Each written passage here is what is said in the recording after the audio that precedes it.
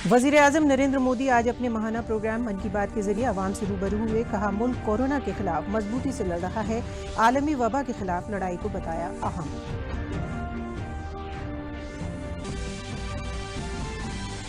अपने मन की बात प्रोग्राम में वज़ीर-ए-आज़म नरेंद्र मोदी ने कहा, कोविड-19 के सबब लॉकडाउन और दीगर दुश्वारियों से सभी लोग हुए मुतासिर। सबसे ज्यादा मार पड़ी गरीबों पर। सरकार ने लिए कई अहम फैसले।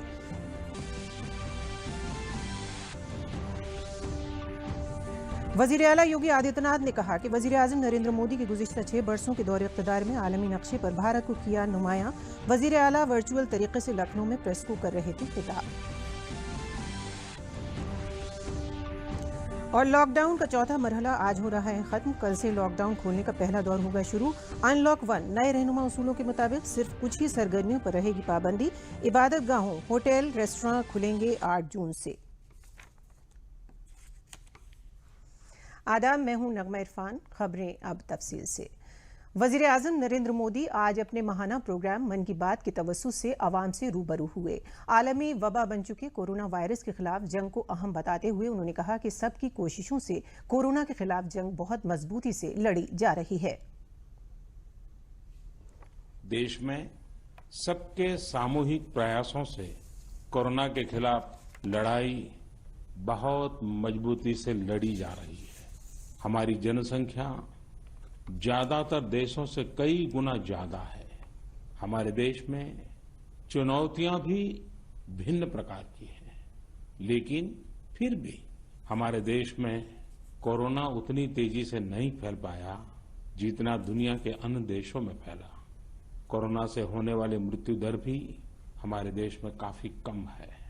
इतने बड़े देश में हर एक देशवासी ने खुद इस लड़ाई को लड़ने की ठानी है। ये पूरी मुहिम पीपल ड्रिवन है। साथियों, देशवासियों की संकल्प शक्ति के साथ एक और शक्ति इस लड़ाई में हमारी सबसे बड़ी ताकत है, वो है देशवासियों की सेवा शक्ति। साथियों, हमारे डॉक्टर्स, नर्सिंग स्टाफ, सफाई कर्मी, पुलिसकर्मी, मीडिया के साथी, ये सब जो सेवा कर रहे हैं उसकी चर्चा मैंने कई बार की है। मन की बात में भी मैंने उसका जिक्र किया है। सेवा में अपना सब कुछ समर्पित कर देने वाले लोगों की संख्या अनगिनत है। मेरे प्यारे देशवासियों, एक और बात जो मेरे मन को छू गई है वो है संकट की इस घड़ी में इनोवेशन। तमाम देशवासी गांवों से लेकर शहरों तक, हमारे छोटे व्यापारियों से लेकर स्टार्टअप तक, हमारी लैब्स कोरोना के खिलाफ लड़ाई में नए नए तरीके इजाद कर रहे हैं, नए नए इनोवेशन कर रहे हैं। मुल्क में जारी लॉकडाउन से मिली राहत के सिलसिले में वज़ीर-ए-आज़म ने मुल्क की आवाम से अपील की कि कोरोना के खिलाफ जारी हमारी जंग को कमजोर नहीं होने देना है और इस वबा के खिलाफ एहतियात को बरकरार रखना है। साथियों, हम सबको ये भी ध्यान रखना होगा कि इतनी कठिन तपस्या के बाद, इतनी कठिनाइयों के बाद देश ने जिस तरह हालत संभाला है उसे बिगड़ने नहीं देना है। हमें इस लड़ाई को कमजोर नहीं होने देना है। हम लापरवाह हो जाएं, सावधानी छोड़ दें, ये कोई विकल्प नहीं है। इसलिए 2 गज की दूरी, चेहरे पर मास्क, हाथों को धोना, इन सब सावधानियों का वैसे ही पालन करते रहना है जैसे अभी तक करते आए हैं। वहीं वज़ीर-ए-आज़म ने जोर देते हुए ये भी कहा कि कोविड-19 की वजह से सभी लोग मुतासिर हुए, लेकिन इसमें सबसे ज्यादा मुतासिर गरीब तबका हुआ है। उन्होंने कहा कि इसको जहन में रखते हुए हुकूमत ने कई अहम फैसले लिए हैं। साथियों, कोरोना के खिलाफ लड़ाई का यह रास्ता लंबा है। हमारे देश में भी कोई वर्ग ऐसा नहीं है जो कठिनाई में न हो, परेशानी में न हो।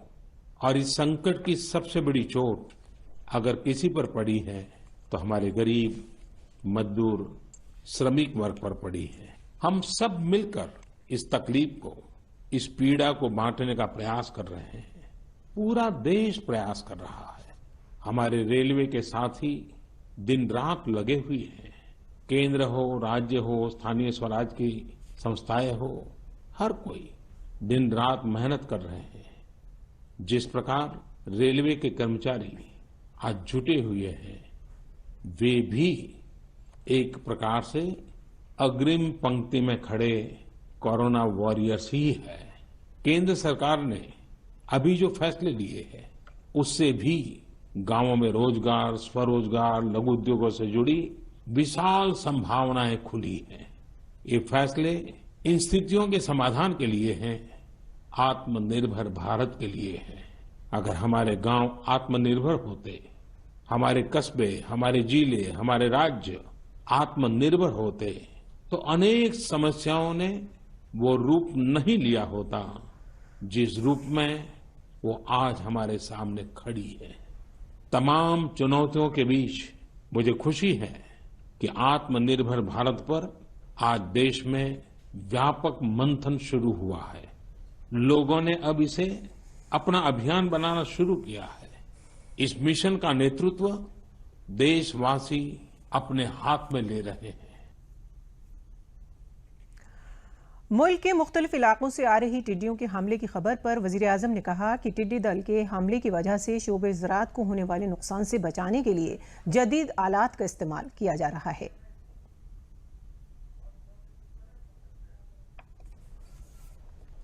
साथियों, एक तरफ जहां पूर्वी भारत तूफान से आई आपदा का सामना कर रहा है, वहीं दूसरी तरफ देश के कई हिस्से टिड्डियों या लोकस के हमले से प्रभावित हुए हैं।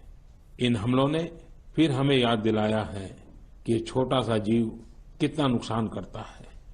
टिड्डी दल का हमला कई दिनों तक चलता है।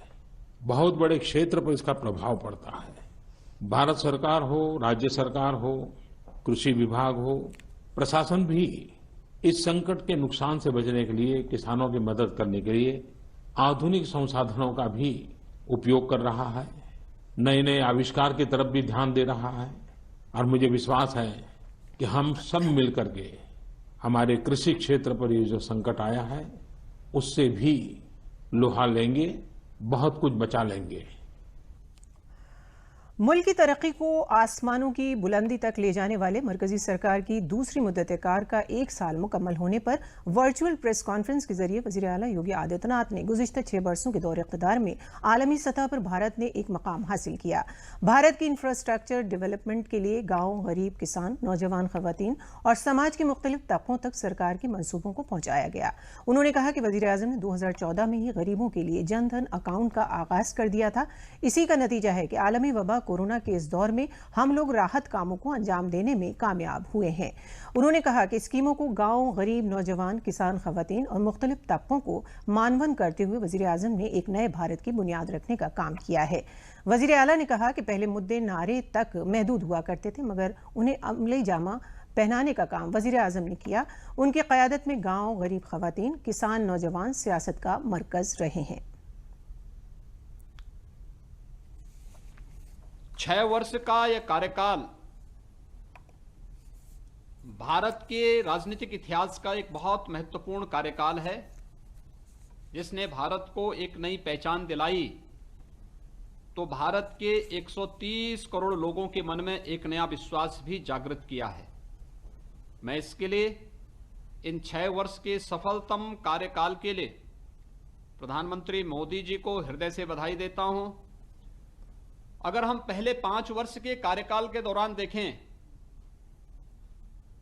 तो अगर गरीबों से जुड़े हुए उन मुद्दों को जो आजादी के बाद से केवल नारों तक सीमित थे, तो सचमुच एक बहुत महत्वपूर्ण पहल इस संबंध में हुई है।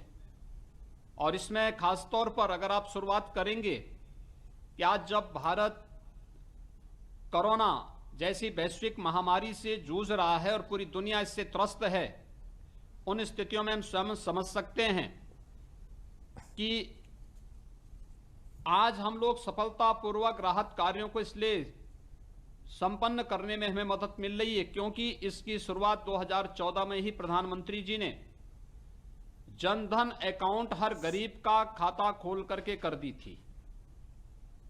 डीबीटी के माध्यम से धनराशि का हस्तांतरण हो, इस कार्य की शुरुआत आज से 6 वर्ष पहले जो प्रधानमंत्री जी ने की, आज उसका परिणाम 80 करोड़ लोगों तक प्रधानमंत्री पैकेज का लाभ मिल रहा है। और ये शुरुआत जनधन अकाउंट के माध्यम से हुई थी, जिसमें 36 करोड़ से अधिक लोगों के बैंक अकाउंट खोले गए।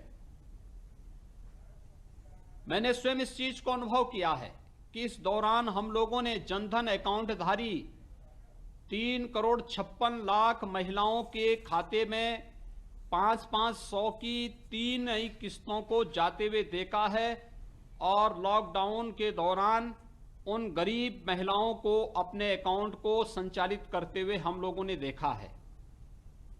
ये प्रधानमंत्री मोदी जी की सोच का परिणाम है।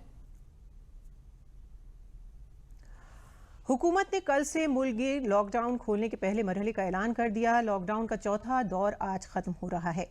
रियासती सरकारों और मरकज के ज़ेर इंतजाम इलाकों की इंतजामिया ने मुकर्ररा कंटेनमेंट जोन को छोड़कर दीगर इलाकों में कल से लॉकडाउन खोलने का पहले दौर का ऐलान किया। कंटेनमेंट इलाकों में मुल्क लॉकडाउन 30 जून तक बढ़ा दिया गया है। नए रहनुमा उसूलों के तहत आइंदा महीने की 8 तारीख से इबादतगाहें, होटल, रेस्टोरेंट और दीगर खिदमात के साथ शॉपिंग मॉल में लोगों के दाखिले की इजाजत होगी। नए ज़ाब्तों के तहत मुल्क में सिर्फ कुछ ही सरगर्मियों पर पाबंदी रहेगी। इनमें बैनुल अक़वामी हवाई सफर, मेट्रो ट्रेन का सफर, cinema hall, gym, park, stage की सरगर्मियां, बार, इसी तरह की दीगर मकामात शामिल हैं। समाजी, सियासी, खेल, तफरीही, अदबी, सकाफती, मजहबी और दीगर मजमे वाले इजलासों पर भी पाबंदी आयद रहेगी। तीसरे मरहले में हालात का जायजा लेने के बाद इन सरगर्मियों को खोलने के सिलसिले में तारीख का फैसला किया जाएगा।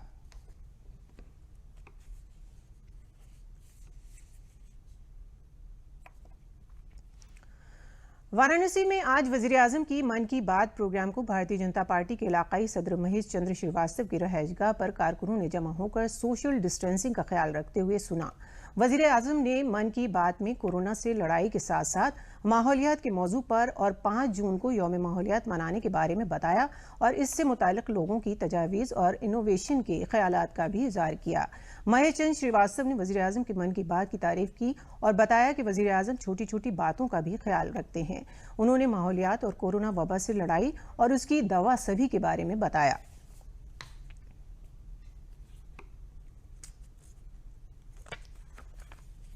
प्रधानमंत्री जी ने सामायिक विषयों पर ध्यान आकर्षण किया हम सबका।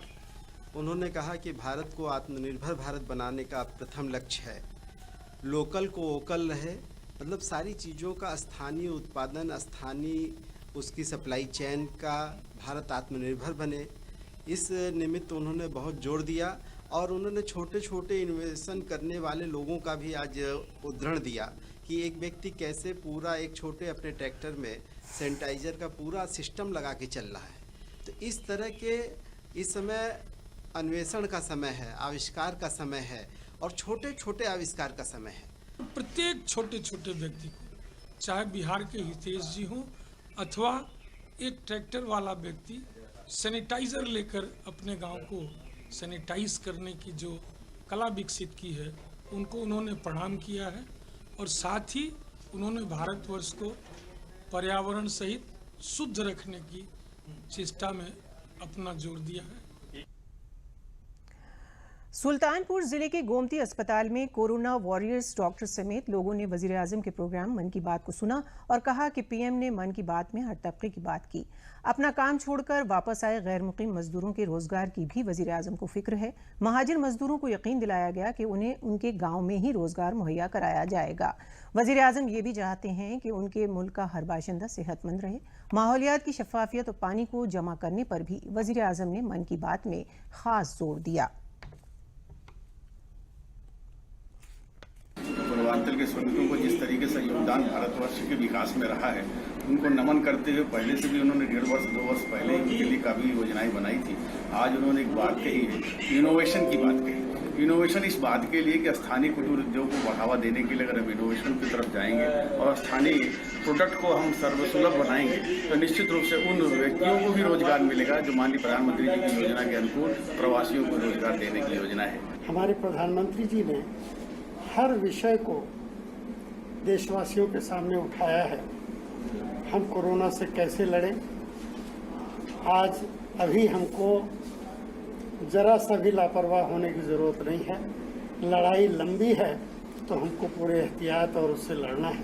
हमारे प्रधानमंत्री जी ने बताया कि एक 3 मिनट का क्लिप बना के भेजना है।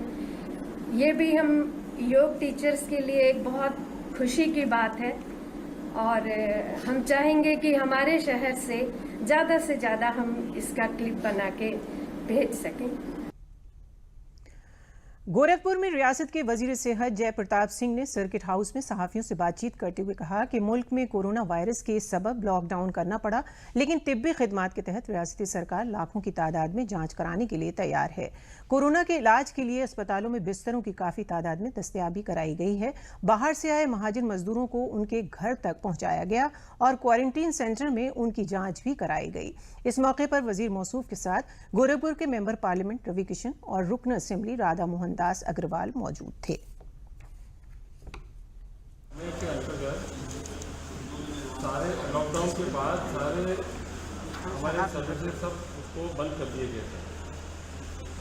इधर 3 महीने कोरोना वायरस समाप्त मैंने इस 3 महीने की प्रक्रिया के बाद में और कई गतिविधियाँ खोलने के बाद, व्यवसायिक प्रतिष्ठान खोलने के बाद और अन्य चीज़ें खोलने के बाद ये भी तय हुआ था कि हमारे जनपद के चिकित्सालय और प्राइवेट चिकित्सालय को भी खोला जाए इमरजेंसी सेवा को पालन करने के लिए। इसके लिए WHO और यूनिसेफ का एक जॉइंट प्रोटोकॉल बना था, जिसको इन्फेक्शन प्रिवेंटिव कंट्रोल का एक रूप देके उसका एक प्रशिक्षण तैयार किया गया, जो पिछले 10-15 दिन के अंदर हम लोग ने सभी जिले के सरकारी डॉक्टर्स को और प्राइवेट अस्पताल को जोड़ते हुए ये प्रशिक्षण उनको दे दिया कि किस तरह से आप मरीज देखेंगे और मरीज को देखने के बाद अपने आप को सुरक्षित रखते हुए उससे जुड़े हुए जितने भी लॉजिस्टिक होते हैं उसके PPE किट्स और N95 mask, triple layer mask, ये सब मिला के ये हमने प्रशिक्षण दे दिया। हमारे जनपदों में ACO के माध्यम से नोडल टीम बना के उनका लगातार उचित निरीक्षण करना और ये देखना कि ज़्यादा से ज़्यादा चिकित्सा सेवाएं हमारे प्रारंभ हो जाए, इमरजेंसी सेवाएं शुरू हो जाए, OPD को छोड़ के बाकी जो रेगुलर हमारे जो काम होते हैं उनको प्रारंभ कर दिया जाए। बरेली के RVRI इंस्टीट्यूट ने गोरखपुर में हुई चमगादड़ों की मौत का खुलासा किया है। साइंसदानों ने पोस्टमार्टम रिपोर्ट में बताया कि चमगादड़ों की मौत हीट स्ट्रोक के सबब हुई थी। अचानक बढ़े दर्जे हरारत की वजह से चमगादड़ नीचे गिरे और उनके सर में चोटें आईं, जिसकी वजह से उनकी मौत हुई। वहीं चमगादड़ों की कोविड-19 की रिपोर्ट नेगेटिव आई है। दरअसल गोरखपुर में सैकड़ों चमगादड़ों की अचानक मौत से अफरा तफरी मच गई थी। इसके बाद चमगादड़ों की लाशों को पोस्टमार्टम के लिए बरेली के RVRI भेजा गया था, जहां पोस्टमार्टम के दौरान पता चला कि हीट स्ट्रोक के सबब चमगादड़ों की मौत हुई थी।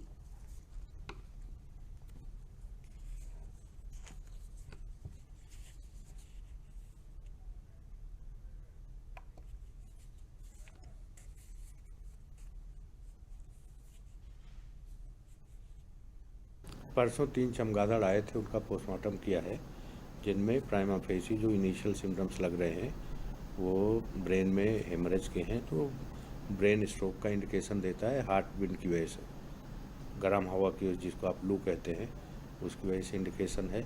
बाकी कोविड नेगेटिव है, रेबीज नेगेटिव है।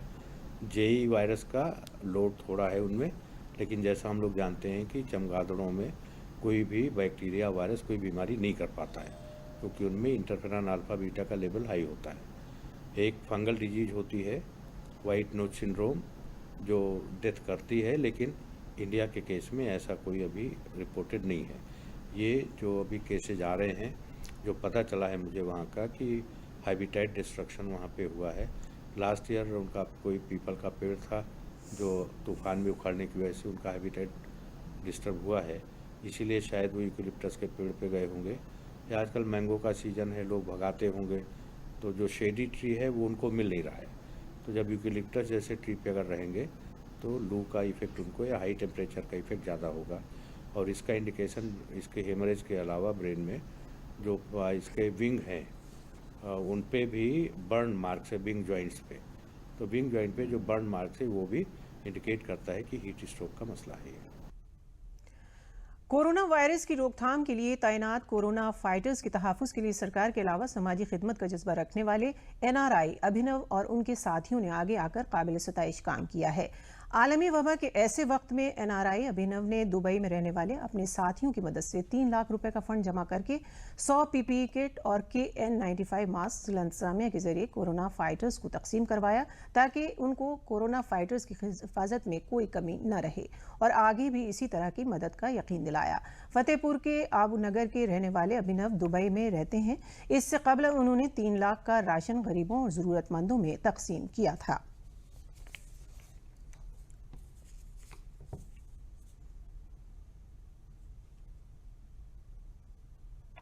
तो इन पब्लिक की सेवा कर रहे हैं, उनकी भी सुरक्षा उतनी ही इम्पोर्टेंट है।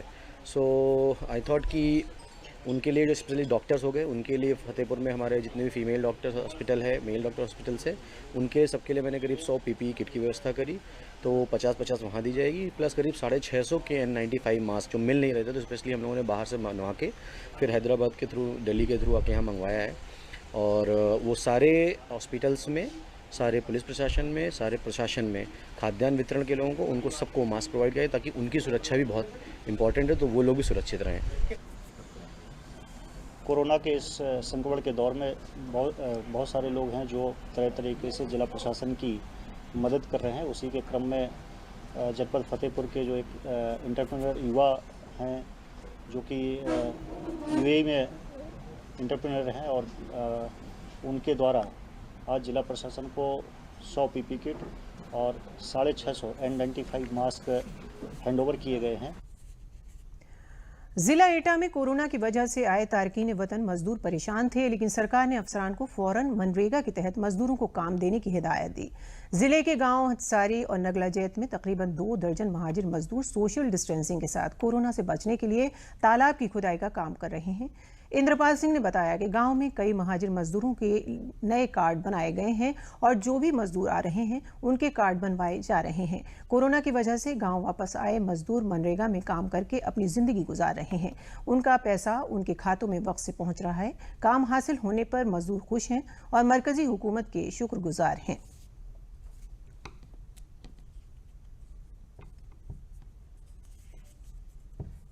मैं नोएडा में काम करता था और वहाँ कोरोना की वजह से मैं अपने गांव में लौट के आया हूँ। यहाँ नरेगा का काम मुझे मिला है और प्रधानमंत्री का बहुत बहुत धन्यवाद। जयपुर से आया हुआ हूँ कोरोना की वजह से और यहाँ पे मनरेगा में काम मिला है मुझे और प्रधानमंत्री का बहुत बहुत धन्यवाद। और मैं हरिद्वार काम करता था, वहाँ कोरोना की वजह से घर पे आया हुआ हूँ। यहाँ पर मनरेगा में मुझे काम मिल गया है और प्रधानमंत्री को बहुत बहुत धन्यवाद कहना चाहता हूँ। अब मैं राजकोट रहता था, कोरोना वायरस की वजह से सारी आ गया, मैं नरेगा में काम कर रहा हूँ। मैं गुजरात अहमदाबाद में काम करता था, इस कोरोना महामारी की वजह से मैं घर पे आ गया हूँ, बेरोजगार था। प्रधानमंत्री जी का बहुत बहुत धन्यवाद, जिस मनरेगा के तहत मुझे काम मिला है। अब मुझे बाहर जाने की जरूरत नहीं, गाँव में काम मिल रहा है। यहाँ से रोजी रोटी के लिए मैं बड़ौदा गुजरात में गए हुए थे, वहाँ भी काम नहीं मिला। फिर वहाँ से मैं यहाँ आए तो यहाँ भी देखा कोरोना की बीमारी फैली हुई थी, इसलिए कोई काम धाम नहीं था। मैं यहाँ परेशान थे, नरेंद्र मोदी की वजह से ये काम मेरे को मिला नरेगा में, वो बहुत बहुत धन्यवाद। मुझे यहाँ नरेगा के माध्यम से काम मिला और मैं बहुत अच्छी तरीके से काम कर रहा हूँ और इसी तरीके से करते रहेंगे। बदायूं में उज्ज्वला स्कीम के तहत गैस कनेक्शन का फायदा मिलते ही मुस्तफिदीन के चेहरे खिल उठे और वजीर आजम का शुक्रिया अदा करते हुए उन्होंने कहा कि लॉकडाउन और कोरोना की वबा के दौरान उज्ज्वला स्कीम में मुफ्त गैस सिलेंडर मिलना उनके लिए एक नेमत साबित हो रहा है। उन्हें चूल्हे के धुएं से निजात मिली और वक्त से रोटी मिल जाती है। जिले के दातागंज तहसील के छोटे से गांव कासू नगला की खवातीन ने मुल्क के वजीर आजम की उज्ज्वला स्कीम की तारीफ करते हुए बताया कि हमें 500 रुपये हर माह मिल रहे हैं और मुफ्त में गैस सिलेंडर भी हासिल हो रहा है।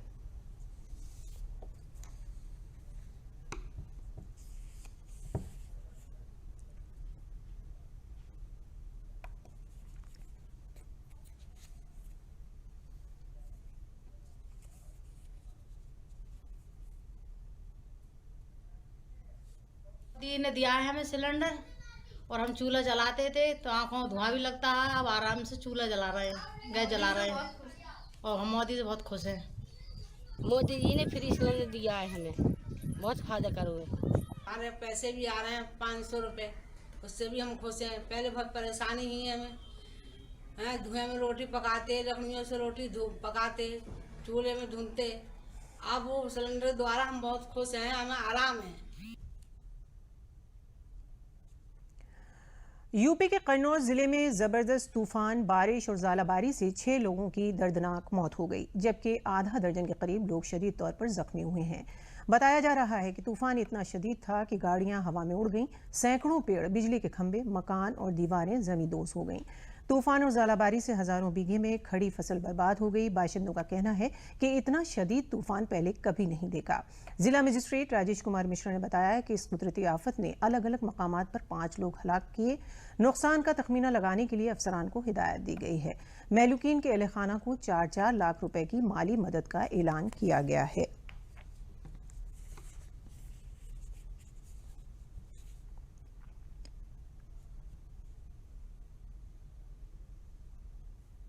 बहुत ज़्यादा ओले, बारिश, तूफान सब नष्ट हो गया। हर फसल, मक्का अक्का सब बोर्ड और सब नष्ट हो गए। 1 लोगों की मौत हुई, 1 लोग तिजलापुर में, एक ट्रैक्टर से पलटने से मौत। जानवर, पेड़ पौधे, दीवारें, मकान सब ध्वस्त। और एक ट्रैक्टर पलट गया, उस पे 3 बच्चे थे। एक बच्चा तो ऑन स्पॉट खत्म हो गया, दूसरा वाला वो सीरियस है, तीसरा वाला वो भी जो है सीरियस है। चक्रवाती तूफान आया जिसमें कुछ ओले भी पड़े, बारिश भी हुई और तूफान इतना तगड़ा था कि उसमें एक गैस गोदाम की दीवार भी गिर गई, काफ़ी पेड़ गिरे।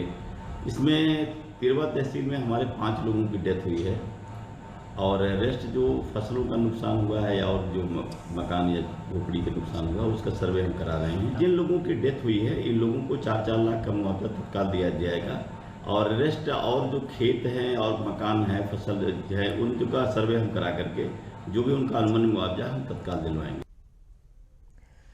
सरकार के जरिए आवारा जानवरों की रोकथाम के लिए की गई कोशिशों का असर चित्रकूट जिले में नजर आने लगा है।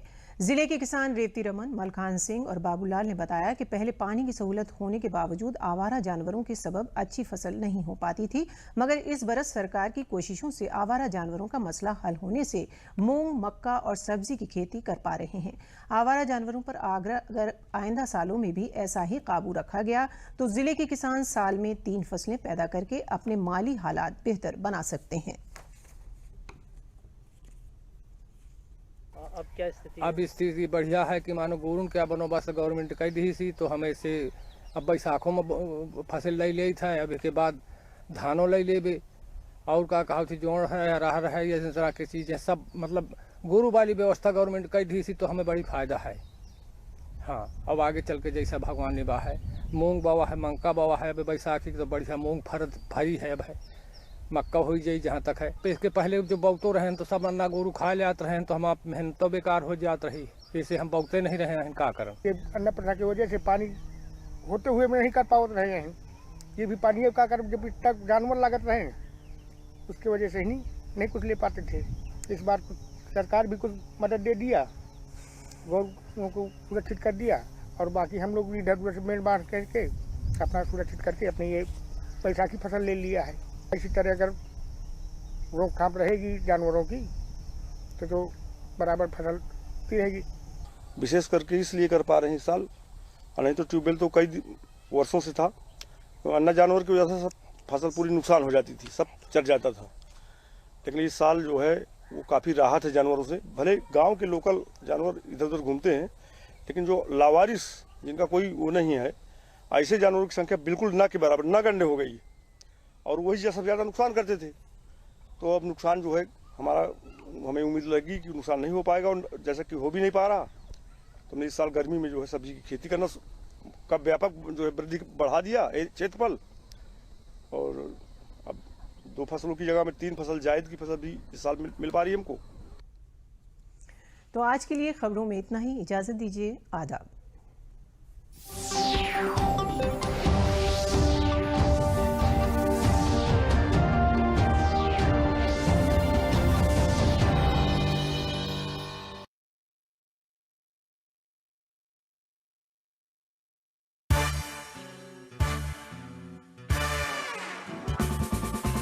जीवन की वंटू का मन हो जाए, लौटे कविता की ओर दिल बोल हर दिल बोले कवियों की हंसी ठिठोली जैसे चूरन की गोली, हर प्यारी इनकी है बोली, बोली का ही है जोर। दिल बोले हर दिल बोले बच्चन की है दिनकर की घर घर में मानस से होती है भोर। दिल बोले दिल बोले हर दिल बोले दिल बोले once more।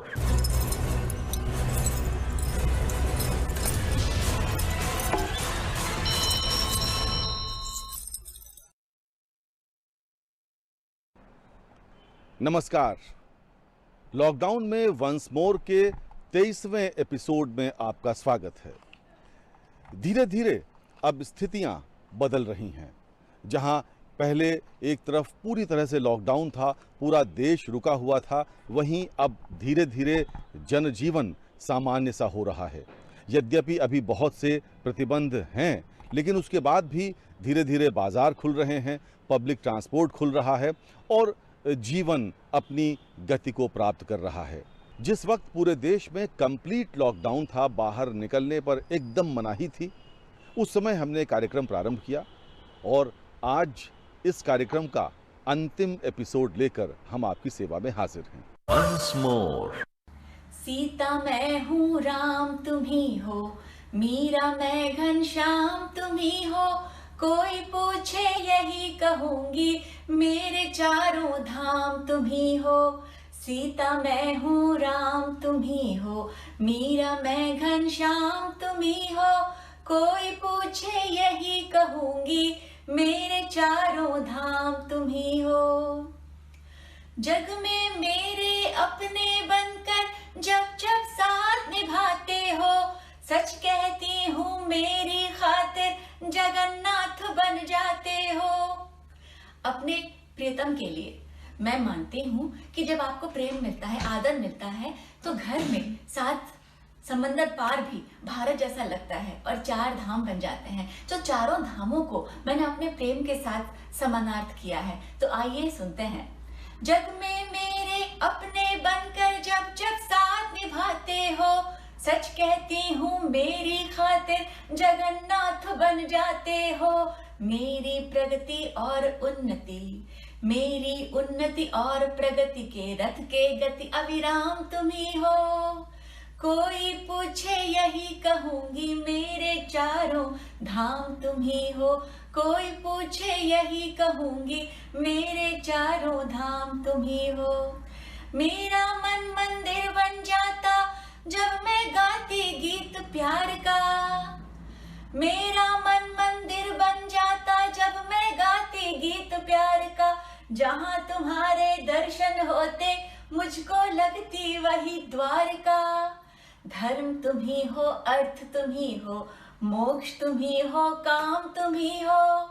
कोई पूछे यही कहूंगी, मेरे चारों धाम तुम ही हो। कोई पूछे यही कहूंगी, मेरे चारों धाम तुम ही हो। मेरा मन धरती जैसा, तुम छाए अंबर जैसे। रोम रोम में तुम ही बसे हो, मन के रामेश्वर जैसे। इस जीवन की भोर तुम ही हो, इस जीवन की शाम तुम ही हो। कोई पूछे यही कहूंगी, मेरे चारों धाम तुम ही हो। Once more।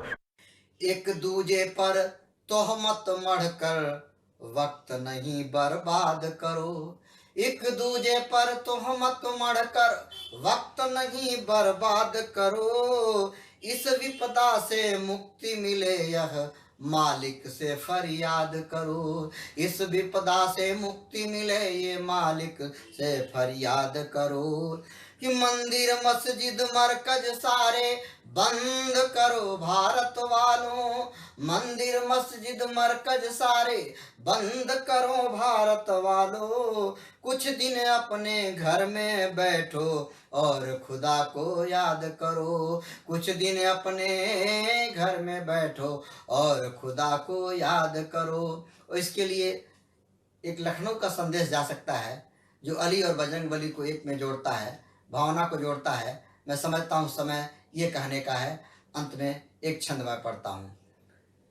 जेठ की धूप में चैन मिले बरसे जो मोहब्बत की बदली, जेठ की धूप में चैन मिले बरसे जो मोहब्बत की बदली, बदली बरसे जब राम गली खुश हो के चले रमजान अली, बदली बरसे जब राम गली खुश हो के चले रमजान अली।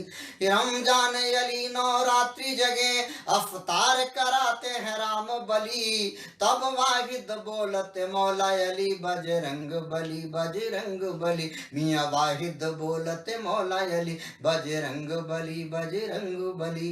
Once more. नमस्ते दोस्तों, मैं डॉक्टर जमुना बीनी सुदूर अरुणाचल प्रदेश से आप सबके समक्ष उपस्थित हूँ। आज मैं आप लोगों के सामने अपनी एक बहुत छोटी सी कविता सुनाने जा रही हूँ। कविता का शीर्षक है पहाड़। तो मित्रों, कविता इस प्रकार शुरू होती है।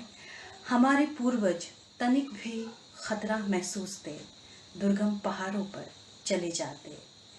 पहाड़ों की यह दुर्गमता उनका रक्षा कवच होता। पहाड़ों के बिहर जंगल उन्हें सुरक्षा और आश्वस्ति देता। पहाड़ों की गगनचुंबी ऊंचाई पर बादल रुई के फाहों सा तैरता रहता और खुरदरे हाथों से वह उनके नरमाहट को सहलाते। पहाड़ों की ओट में डूबता उतराता सूरज आंख मिछोली खेलता। ये पहाड़ शरण है हमारे पूर्वज का, ये पहाड़ शरण है हमारे पूर्वज का। अलग कैसे करोगे पहाड़ और उसके आदिम निवासी को, अलग कैसे करोगे पहाड़ और उसके आदिम निवासी को। Once more. हृदय के पास इतने पास से किसने पुकारा है, हृदय के पास इतने पास से किसने पुकारा है।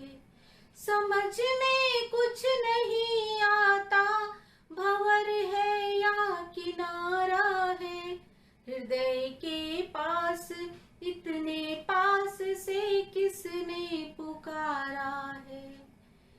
ये किसके मौन ने धड़कन में वीणा सी बजाई है, ये किसकी याद खुशबू बन के सांसों में समाई है।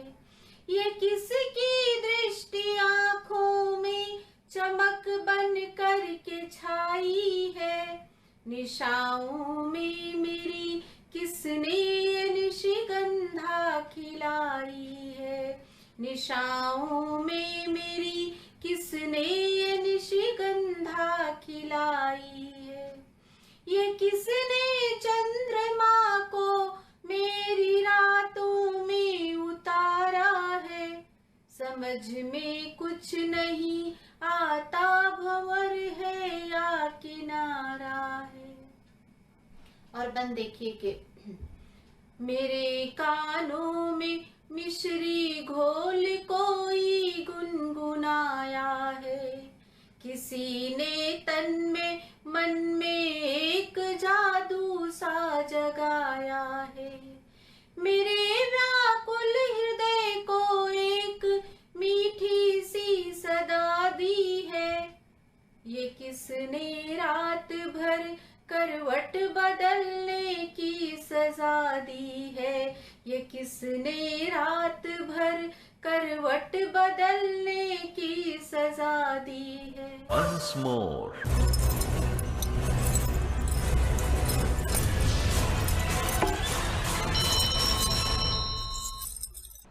याद करिए, अब से लगभग 2 महीने पहले दूरदर्शन ने आपको रामायण और महाभारत दिखाई।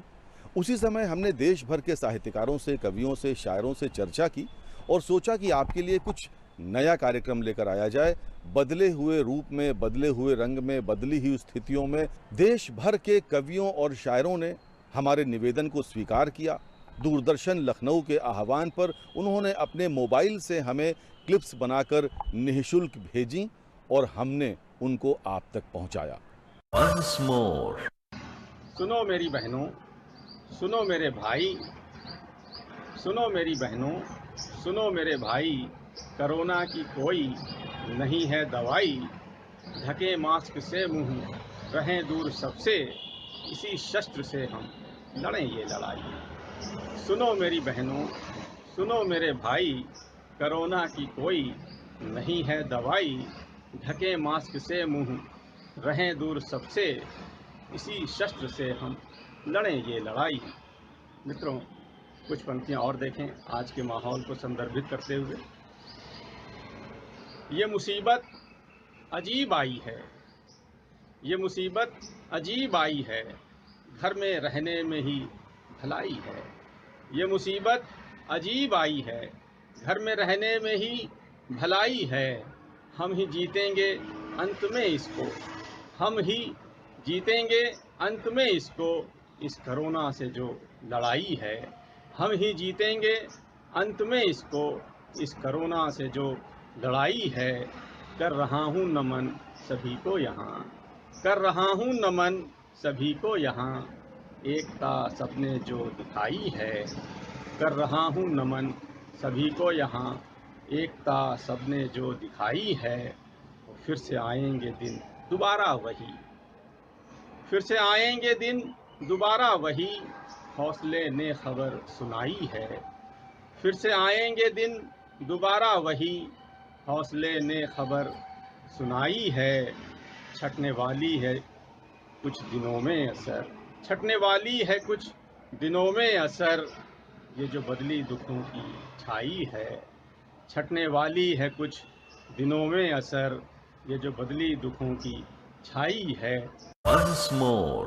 मौसम का संकेत नमस्त बहारें सुनती हैं, मौसम का संकेत नमस्त बहारें सुनती हैं, झोपड़ियों की टीस कहाँ मीनारें सुनती हैं। दिन भर करता काम रात को भूखा सो जाता, दिन भर करता काम रात को भूखा सो जाता, मजदूरों की आह कहाँ सरकारें सुनती हैं, झोपड़ियों की टीस कहाँ मीनारें सुनती हैं। रंजित रक्त बदन हो जाता, रूह सिहर जाती, पर घायल की चीख कहाँ तलवारें सुनती हैं, झोपड़ियों की टीस कहाँ मीनारें सुनती हैं। सब कहते हैं दीवारों के कान नहीं होते, सब कहते हैं दीवारों के कान नहीं होते, लेकिन कानों से ज्यादा दीवारें सुनती हैं, लेकिन कानों से ज्यादा दीवारें सुनती हैं। मौसम का संकेत नमस्त बहारें सुनती हैं, झोपड़ियों की टीस कहाँ मीनारें सुनती हैं, झोपड़ियों की टीस कहाँ मीनारें सुनती हैं। Once more. हरे भरे जीवन के पत्ते, हरे भरे जीवन के पत्ते हुए जा रहे पीत, हरे भरे जीवन के पत्ते हुए जा रहे पीत। आओ हम सब गाएं मिलकर समाधान के गीत, आओ हम सब गाएं मिलकर समाधान के गीत।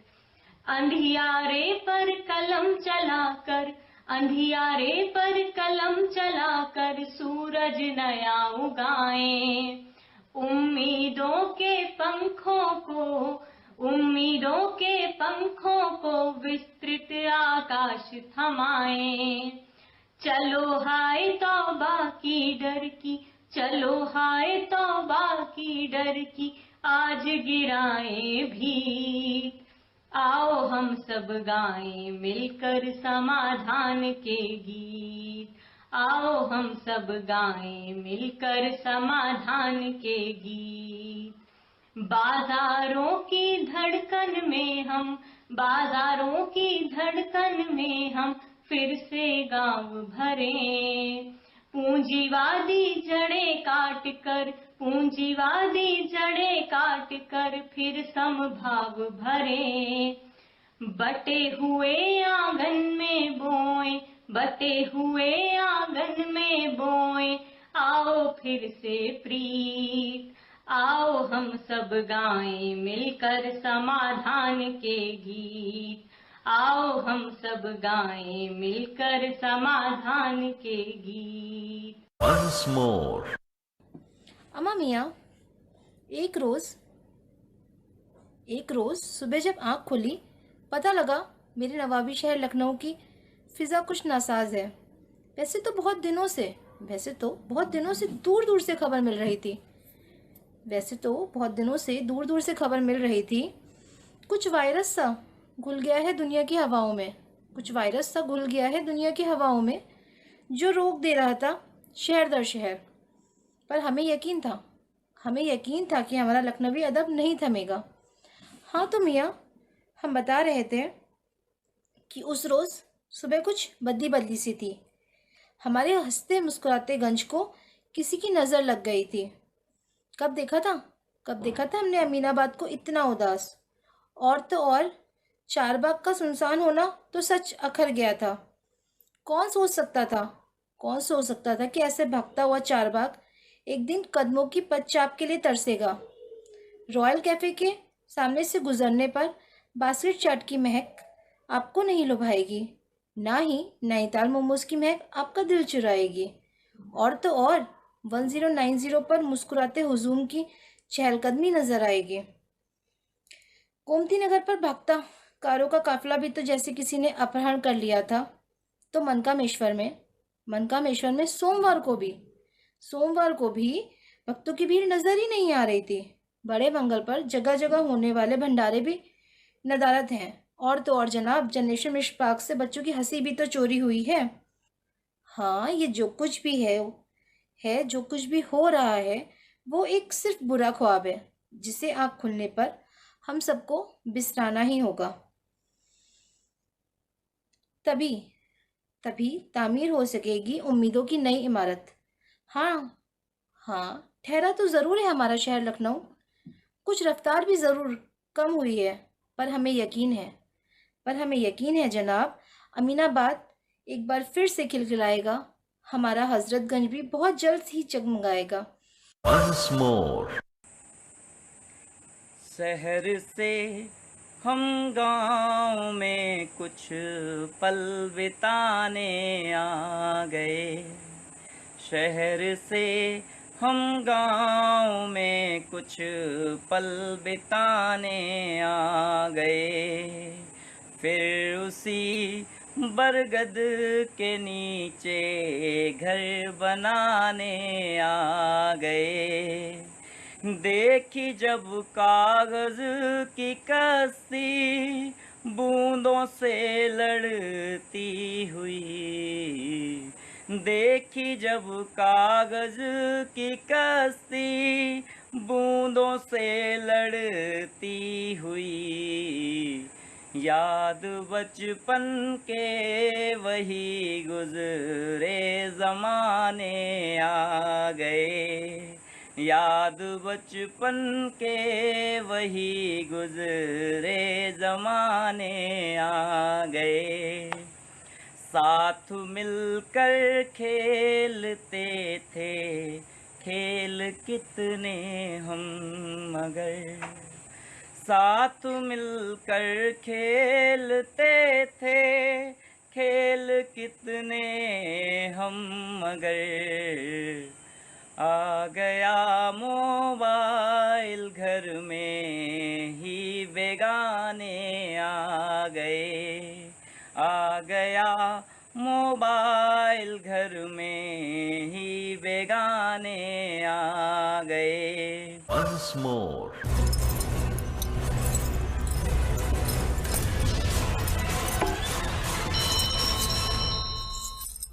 16 अप्रैल वो तारीख थी जब लॉकडाउन में वंस मोर का पहला एपिसोड आपने देखा था और आज 23वां एपिसोड लेकर हम हाजिर हैं।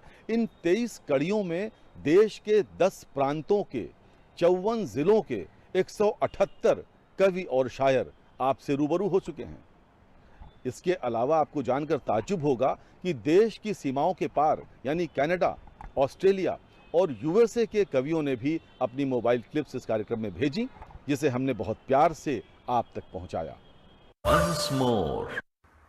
कितना किससे क्या कहना है सोचेंगे, कितना किससे क्या कहना है सोचेंगे, कितना हमको चुप रहना है सोचेंगे, कितना किससे क्या कहना है सोचेंगे।